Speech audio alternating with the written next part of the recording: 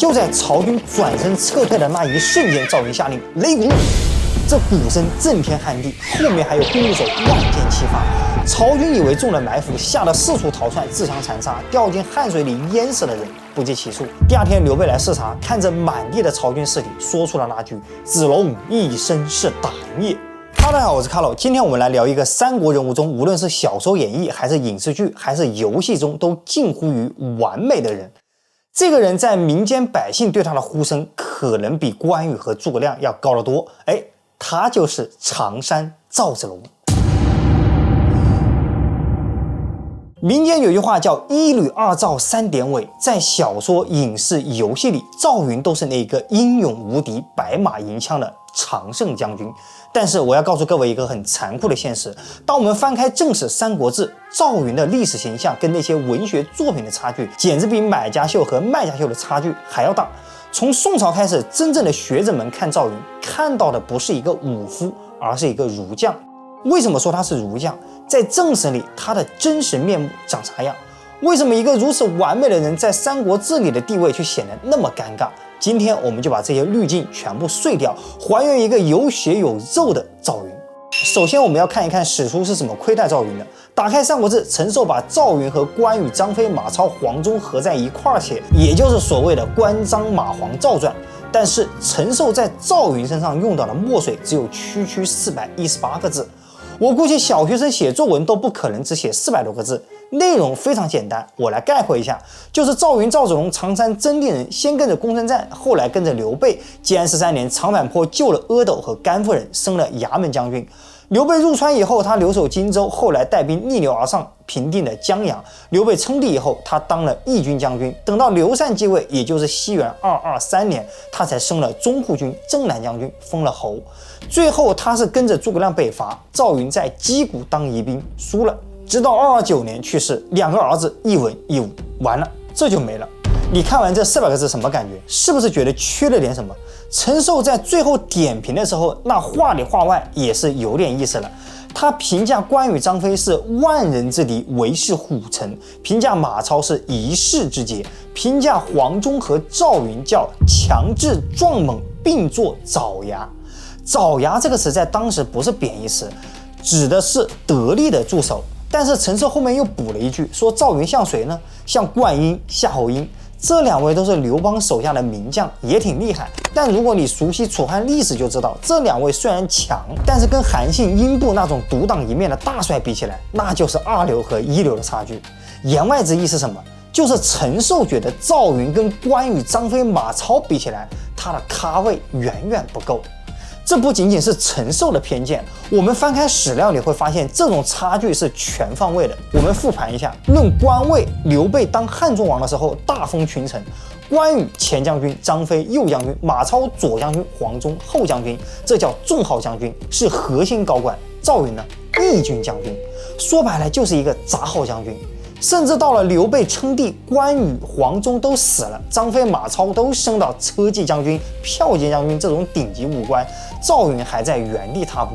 直到劉備死了，劉禪繼位，趙雲才算熬出頭。所以易中天老師說蜀漢只有4虎將，沒有5虎將，從官職上來看，這話沒有毛病。論名氣，史書上說黃忠勇冠三軍，說馬超雄烈過人，連敵人都誇關羽、張飛是雄虎之將，唯獨趙雲在當時好像就是一個透明人，幾乎沒有任何敵對勢力評價過他。再看看他的政治地位，西元219年，劉備手下120多號人聯名上書漢獻帝，推舉劉備做漢中王。這份名單裡有馬超、許靖、諸葛亮、關羽、張飛，甚至有賴公、李嚴，一共11個領頭人的名字，唯獨沒有趙雲，他連簽名的資格都沒有。甚至到死後追諡都要排隊，劉禪給了關張馬黃追諡了，中間還夾了一個龐統，就是沒有趙雲。過了1年，姜維實在看不下去了，提議之後才給趙雲追諡了一個順平侯。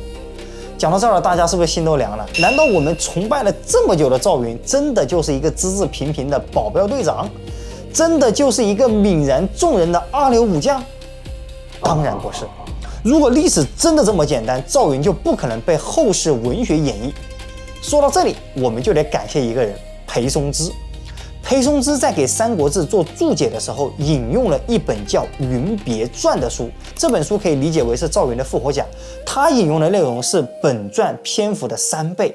正因為這些補充的材料，一個光輝偉岸、有血有肉的趙雲才從歷史的塵埃裡站了起來。根據《雲別傳》的記載，我們發現了趙雲身上有幾個極其關鍵的特質，這些特質直接讓他超越了普通的猛將，晉升為了國士。史書上說趙雲身長8尺，姿顏雄偉，這跟諸葛亮的身長8尺、容貌甚偉如出一轍。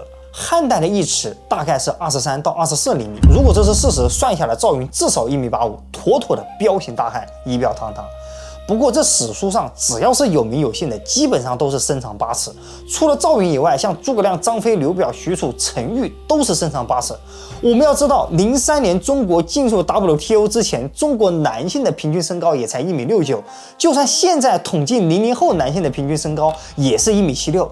在一個食不果腹、物資匱乏、人相食的东漢時期，哪來那麼多1.8米的壯漢？只能說這古代沒有照相機，全靠史官手裡的筆。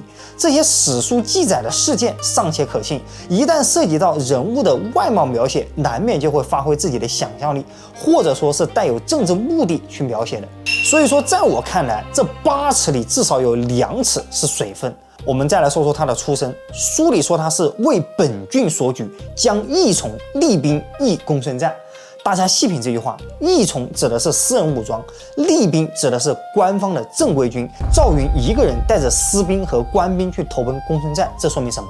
說明他絕對不是尋常的貧苦老百姓，而是一個有着巨大影響力的豪族子弟。所以他也自稱常山趙子龍。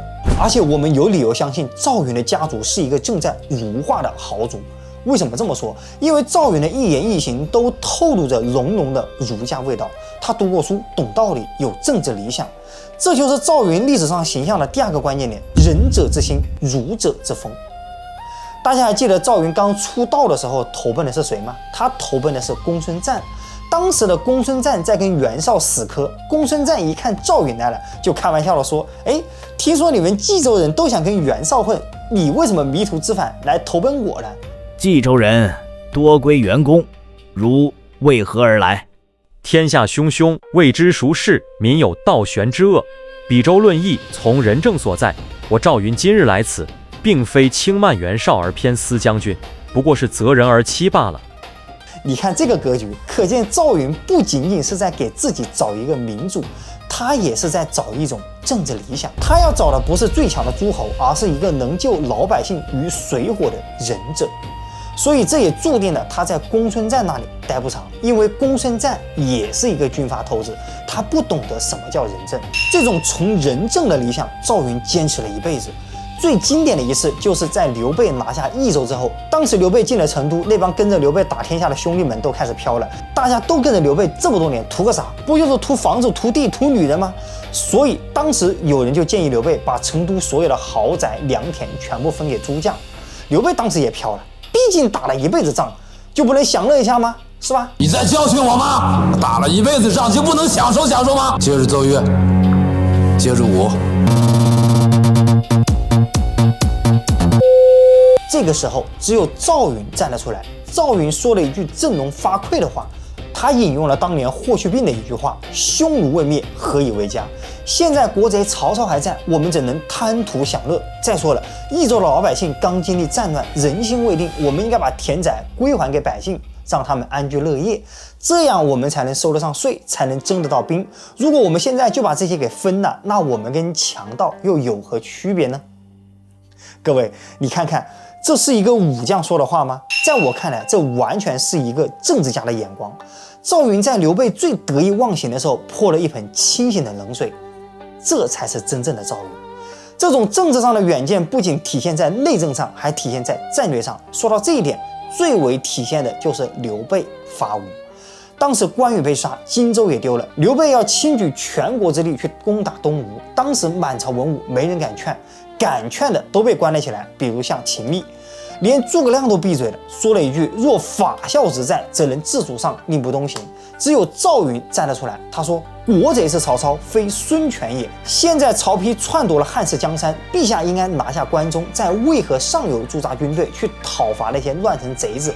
放着曹魏不打去打東吳，兩邊一旦開戰，不是一朝一夕就能收场的。換句話說，兄弟之仇是私仇，曹丕篡漢這是國仇，放着國仇不報去報私仇，這叫因私廢公。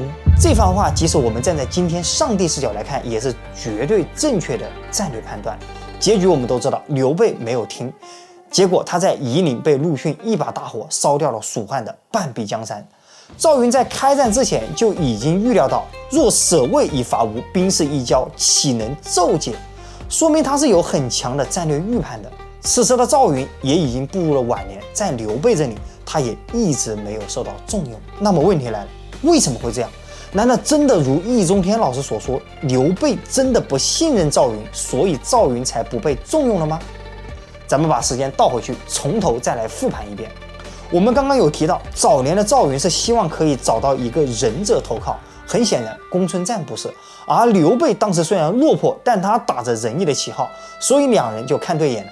後來趙雲因為親哥哥去世要回家奔喪，臨走的時候握着劉備的手說了一句話：“終不背德也。”意思是你放心，我趙雲這輩子絕對不會做背信棄義的事情，我早晚會回來找你的。但這一別就是好幾年。直到西元200年，劉備被曹操打敗，投靠了袁紹。此时的關羽投向了曹操，張飛不知所蹤。可以說，在劉備人生當中的至暗時刻，趙雲回來了。劉備見到趙雲，激動不已。史書上寫了4個字：同床眠臥。看來這劉備是真的喜歡睡男人。在漢代，寢則同床是最高級別的信任，所以歷代史官希望通過這個詞去形容君臣之間極高的信任。同時期喜歡幹這事的還有孫策和周瑜，東晉的王導和晉成帝司馬衍。當然，在古代有那種多元化需求的帝王也不是沒有，但我們結合史書的上下文，很顯然劉備不是，至少他對趙雲、張飛、諸葛亮不是。只能說我們不能以今天的思維去看古人寫的史書。趙雲第2次投靠劉備時，劉備是真的一無所有。此時的趙雲幫劉備招募了幾百個私兵，成了劉備東山再起的唯一資本。這對劉備來說叫什麼？叫雪中送炭。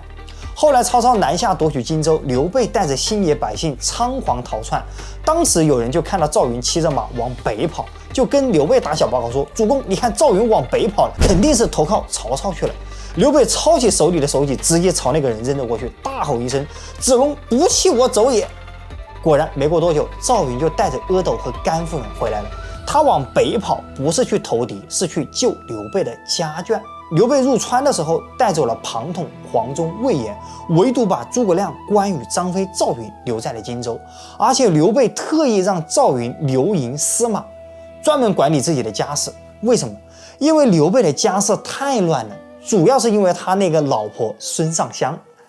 孫尚香是孫權的妹妹，典型的政治聯姻。她嫁給劉備以後，從東吳帶了一幫衛隊在荊州橫行霸道。你想想，這件事情關羽能管嗎？我們上一期視頻有講過，以關二爺那脾氣，張嘴就說虎女安肯嫁，犬子乎？這話要是當面說了，那還得了？張飛能管嗎？張三爺別給綁了抽鞭子了。所以你看，只有趙雲有理有利有節。後來孫權要把他的妹妹接回去，孫夫人想順手把阿斗帶走當人質，這要是帶走了劉備以後就被動了。所以趙雲和張飛一起截江救阿斗，硬是把小劉禪給搶了回來。還有2件事情能看出趙雲的謹慎，一個是博望坡之戰，趙雲抓了發小夏侯南，趙雲跟劉備求情，免了夏侯南一死，但是趙雲救了他之後，推薦他當了軍正，然後就再也不跟他有任何私下往来了。為什麼？避嫌。我救你是因為私情，我不理你是因為公義，我不能讓別人覺得我在拉幫結派。第2個事情就是貴陽之戰，當時貴陽太守趙範投降，想把守寡的嫂子樊氏嫁給趙雲。據說那個樊氏是有着倾國傾城的美貌，但趙雲當場就拒絕了。後來劉備問他，他對劉備說：“趙範當時是被迫投降了，心意不誠。這天下女子不少，我又何必非要娶這一個呢？”別說，後來趙範還真的就叛逃了。這從古至今啊，再優秀的男人一般都管不好自己的下半身。李自成當年進北京，這劉宗敏就惦記陳圓圓，還有那些誰進了延安，不就集體換老婆了嗎？所以，如果趙雲當時娶了樊氏，那趙範叛逃，他豈不是黃泥巴掉褲襠啊？所以趙雲是有着高度的職場邊界感。別拿領導當朋友，別在風口浪尖上搞裙帶關係。趙雲的這種清醒，無論在亂世還是盛世，都是一股清流。講到這裡，可能有人會說，我講了一堆趙雲的人品和政治頭腦，那他的戰鬥力到底行不行？是不是像遊戲或者像影視劇那樣七進七出、戰無不勝？別急，雖然正史裡趙雲沒有七進七出、斬殺50員大將的誇張記錄，但裴松之注引的史料告訴我們，趙雲的含金量一點都不低。我們先看長坂坡，曹操帶的是5000虎豹騎，這虎豹騎是什麼概念？可以理解為是曹操培訓的特種部队。這麼說吧，在當時，如果你沒有在普通部隊裡當過百人将，你可能连进虎豹骑的資格都沒有。刘備带着10幾万百姓和将士在慢慢的走，這幫虎豹骑追上以後，這劉備和當年的劉邦一樣，扔下老婆孩子直接跑。而趙雲呢，他逆着人流衝進了曹軍的包圍圈，在幾千虎豹騎的眼皮子底下，把甘夫人和阿斗毫发無傷的給救了出來。演義裡說曹操是因為愛財故意放水，想活捉趙雲，沒有放冷箭，可史書裡卻沒有這樣的記載。也就是說，趙雲單槍作戰的能力遠比小說要精彩的多。我們再來看入川之戰，趙雲帶兵從外水打進陽江，而陽江太守程基是個硬骨頭，但趙雲一路勢如破竹，最後和諸葛亮順利在成都會合。所以趙雲是擁有獨當一面當統帥的能力的。緊接着最精彩的是漢中之戰，當時黃忠去劫糧沒回來，趙雲帶着10幾個騎兵出去，結果迎頭撞上了曹操的主力大軍，10幾個人對戰曹操的大兵团，趙雲沒有跑，而是帶着這10幾個人直接冲，先是冲散了曹軍的陣腳，然後邊打邊退，把曹軍大部隊一直引到了營寨门口。這個時候正常情況下是緊閉營門，堅守不出，但趙雲下令把所有的營寨全部打開，把所有的帥旗全部放倒。曹操追到門口一看，整個營寨空無一人，只有趙雲一個人單槍匹馬守在營門外。這曹操深信多疑，此時心裡就在犯嘀咕，担心有伏兵，所以直接下令撤兵。而就在曹軍轉身撤退的那一瞬間，趙雲下令擂鼓，這鼓聲震天撼地，後面還有弓手萬箭齊發。曹軍以為中了埋伏，嚇得四處逃竄，自相殘殺，掉進漢水裡淹死的人不計其數。這就是著名的空營計，也是諸葛亮空城計的歷史原型。第二天，劉備來視察，看着滿地的曹軍屍體，說出了那句“子龍一身是膽也”。從此，軍中都叫他虎威將軍。這個威名是實打實殺出來的。民間還有一種說法，說趙雲一輩子沒受過傷，沒打過敗仗。最後晚年洗澡時，看着毫髮無傷的身體，自嘆天不佑人，而笑死。那趙雲打過敗仗了嗎？還真有，這便是他人生當中的最後一場戰役——擊鼓之戰。諸葛亮第一次北伐，為了掩護主力攻打岐山，諸葛亮派趙雲和鄧芝帶一支弱旅去擊鼓吸引曹魏的主力大軍。面對曹真率領的魏國主力，趙雲的任務就是守住擊鼓，虛張聲勢。而曹真一直以為蜀漢的主力就在這裡。後來馬謖失了街亭，諸葛亮全線撤退，曹真這才反應過來，開始猛攻趙雲。而這個時候，蜀軍的全線都在潰敗，趙雲也不例外。但他親自斷後，燒毀了棧道，阻止了追兵。最後在撤回漢中時，全軍上下只有趙雲的部隊編制完整，物資一件都沒有丟。回到漢中以後，諸葛亮要賞賜趙雲，趙雲卻拒絕了。他說：“軍事無力，何謂有賜？”意思是全軍都戰敗了，我又有什麼功勞呢？把這些賞賜的布帛都存入府庫，留着冬天給將士們做棉衣吧。諸葛亮听了肅然起敬。此次的北伐以失敗告終，諸葛亮引咎上表，自貶3級，趙雲也自貶為正軍將軍。建興7年的春天，諸葛亮發動了第3次戰爭，而這一年趙雲去世了。30年以後，劉禪追諡趙雲為永昌亭順平侯。講到這裡，趙雲的形象其實已經非常完整了。他有顏值，出身豪族；有理想，為了仁政背離了攻城戰；有信義，在劉備最落魄的時候不離不棄；有政治頭腦，在最關鍵的時刻為國家利益公然反對夷陵之戰。一身是膽，智勇雙全，不貪財，不貪色，也不結黨營私。最後還是回到了最開始那個問題：一個如此完美的人，為何他的官職一直不高呢？其實這最後還得歸結到政治平衡。當時蜀漢內部三頭林立，有跟劉備起家的袁紹派，有荊州派，有益州派，還有涼州派。這涼州派就是後來征服的馬超。馬超的地位高，在當時算得上是一方諸侯，在羌人眼裡，他被稱為神威天將軍，所以他跟劉備算得上是代之近主，所以劉備必須給他面子。黄忠的地位高，是荊州派的代表，而且定軍山戰役他斬殺了夏侯淵，是潑天的功勞。至於關羽、張飛，無論是戰功還是人情上，地位確實比趙雲要高，這點毫無疑問。恰恰是這個趙雲，自己人不講，但地位也非常尷尬。而且在政治邏輯裡，像趙雲這種自己人，往往是最容易被犧牲的。因為老闆知道，就算委屈你，你也不會造反，你也不會鬧情緒，把高官厚祿分給那些需要拉攏的人，把最艱難、最需要信任的任務交給趙雲。這就是劉備的帝王心術，也是趙雲的顧全大局。如果趙雲像關羽那樣傲，像魏延那樣狂，他可能早就爭出個高低了，但他沒有，他默默接受了一切的安排。所以歷史上的趙雲雖然沒有五虎上將的虛名，但他卻是蜀漢政權裡最不可或缺的那塊基石。唐朝人推崇他的勇，說他勇冠三军；宋朝人推崇他的德，稱他是最完美的儒将。到了明清时期，受《三国演義》的影響，老百姓把所有的美好想象都加在了他的身上，讓他变成了一個完美的戰神。這就是趙雲，一個在史書中字數不多卻字字珠璣的英雄，一個在演義裡萬丈光芒卻在歷史上更加厚重的國士。無論是白馬銀槍的少年，還是擊鼓斷後的老將，趙雲都在用他的一生告訴我們什麼叫心懷仁義，一身是膽。好了，關於趙雲的故事，我們今天就聊在這裡。最後一個問題，你們玩三國遊戲嗎？